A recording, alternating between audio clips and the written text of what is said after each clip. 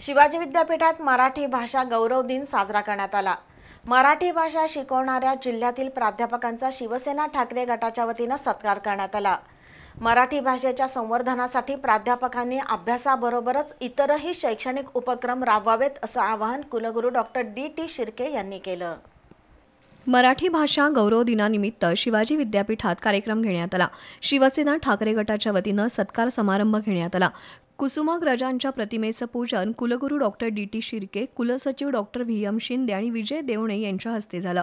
त्यानंतर प्राध्यापक नंदकुमार मोरे, प्राध्यापक रणधीर शिंदे यांच्यासह मराठी भाषा शिकवणाऱ्या जिल्ह्यातील प्राध्यापकांचा सत्कार करण्यात आला।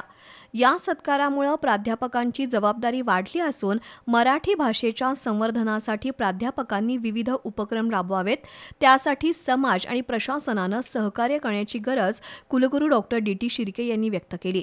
तर मराठी भाषेला राजभाषा म्हणून मान्यता मिळाल्यानं केंद्र सरकारनं 5,000 कोटी रुपयांचा निधी द्यावा अशी मागणी विजय देवणे यांनी केली।